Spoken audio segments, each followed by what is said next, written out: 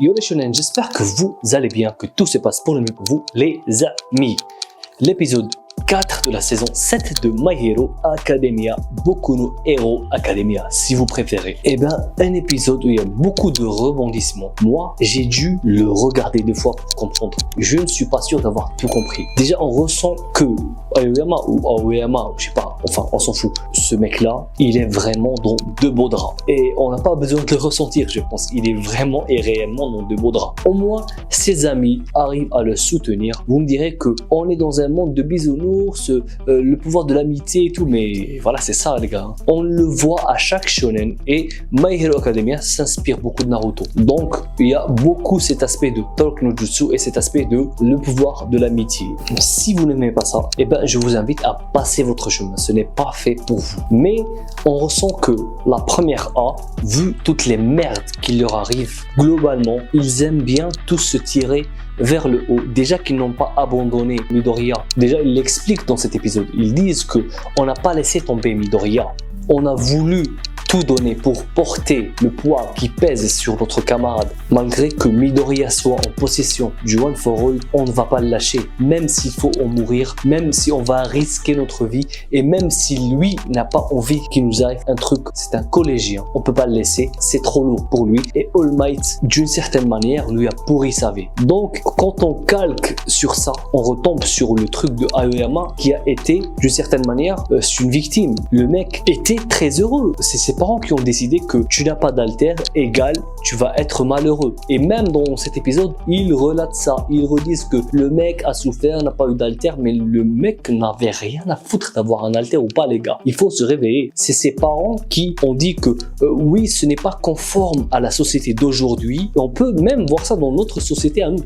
Toi, tu as envie de faire du dessin, tu as envie de faire de l'art et tes parents vont te dire non, tu dois faire informaticien, tu dois faire médecin, tu dois faire ceci, tu dois faire cela. Juste pour plaire à la société, pour être conforme à la société. Donc, très beau message et très beau clin d'œil. Donc, comme je dis, le mec n'en avait rien à foutre. Il est plein aux as, blond, il aime le gruyère. Pour moi, il est déjà étonnant pour sa couleur intérieure. Hein. Il a ses jouets, il a ses paillettes, il a ses 2 parents. Voilà, il a tout le mec. Ses parents lui ont fourré dans la tête que tu dois avoir un alter. Malgré après qu'il ait eu son alter, il a eu des nausées, des diarrhées, des vomissements, des douleurs, des crises. Ils l'ont toujours consolé dans l'idée non, tu es en train de souffrir pour la bonne cause, tu vas devenir une star. Pour ma part, le mec c'est une victime. Déjà victime de la société et de la vision de ses parents. Secondo, victime de All for One, qu'il a forcé ses parents à être des tops, qu'il a forcé à entrer à UA. Donc nous-mêmes, lecteurs ou viewers, on ne connaît pas qui est réellement Aoyama. Peut-être c'est vraiment lui. Peut-être que c'est une façade, malgré que ce ne soit pas un personnage important maintenant, c'est devenu un personnage important. Donc on ne peut pas ignorer ça. L'essentiel c'est que ses amis ne l'ont pas abandonné, Midoriya ne l'a pas abandonné, Ida, même son prof Aizawa ne l'a pas abandonné, malgré que Aizawa était obligé d'être un peu sévère pour calmer les tensions et pour le mettre face à la réalité. Parce que c'est bien beau de dire ah oui on va te protéger, tu vas nous aider à battre All for One, tout est bien qui finit bien. Non, c'est pas comme ça. Le mec peut-être va finir en prison, peut-être qu'il va se faire virer de l'école de UA. Il faut qu'il y ait des conséquences à ses actes, malgré que ce n'est pas de sa faute.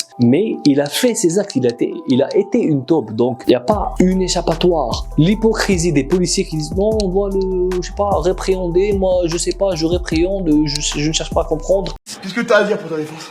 Monsieur, je m'en fous. Ah! Et ils savent très bien qu'ils n'ont qu'une seule chance de pouvoir mettre la main sur All for One, c'est d'utiliser le pauvre Aoyama. Au moins, Eraserhead a été honnête. Enfin, vers la fin de l'épisode, on voit Eraserhead qui lui dit que nous aussi on va t'utiliser comme un pion. À toi de choisir quel pion tu veux être. Ou bien tu veux être notre pion, ou bien tu veux être le pion de All for One. Et le mec, les gars, il a peur. Et c'est normal d'avoir peur. Il a une épée de Damoclès sous la tête. Et vu ce qui est arrivé à la meuf qui peut tirer des balles avec ses cheveux, elle a explosé. Donc le mieux qui puisse lui arriver, c'est d'être emprisonné. Et le pire qui puisse lui arriver, c'est de se faire exploser par All for One. Donc le mec est vraiment dans la demeure. On montre un peu le nouveau QG de la, entre guillemets, police, héros, voilà, nouvelle alliance police, héros et la petite team de stars. Où on voit All Might qui explique le pouvoir de All for One, le lien entre All for One et Shigaraki et même Toya. Donc il nous explique qu'il faut impérativement séparer Toya, All for One et Shigaraki. Parce que déjà, Shigaraki est bien plus puissant que All for One. Et Dieu sait à quel point All for One est puissant. On l'a vu face à All Might, les gars. Donc, Shigaraki est ultra balèze, mais on l'a vu. Moi, je vous l'avais dit que le mec, c'est vrai, il n'est pas bien écrit. Chara design, pas ouf. Personnalité, pas ouf. Mais en termes de battle IQ et de puissance, il est balèze. Et même All Might le confirme. Toya aussi est balèze, on le sait. Bon, je pense qu'ils sont un peu en train de le surcoter. Je ne sais pas. Peut-être qu'il va évoluer parce que Toya, c'est vrai, il a les flammes bleues, les flammes éternelles, les flammes ultra balèzes et tout, mais bof, hein, comparé avec un All for One ou avec un Shigaraki qui a toute cette puissance et tous ces pouvoirs là, franchement il fait pas le figure. On sait pas, on verra.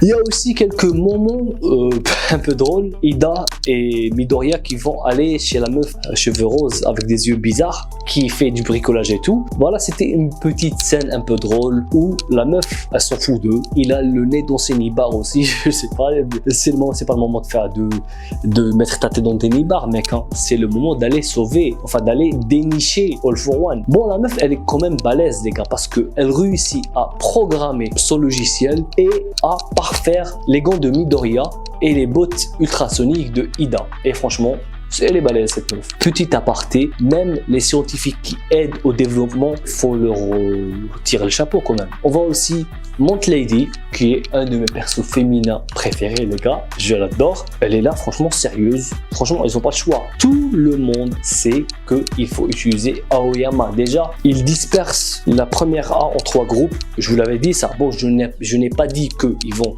disperser, dispatcher, diviser en 3 groupes, mais j'avais dit qu'il y a Midoriya, Todoroki et Bakugo. Et il y a 3 groupes.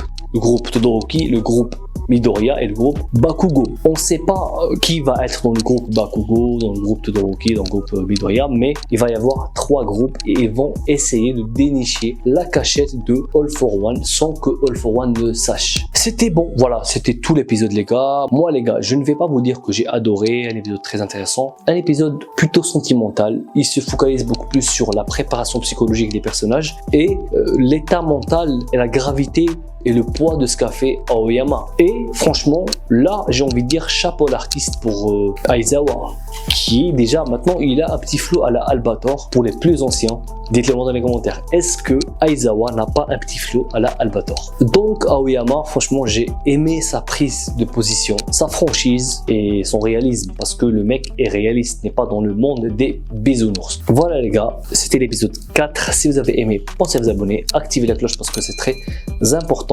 Gros pouce bleu. Sur ce, les shonen, n'abandonnez jamais. Matane.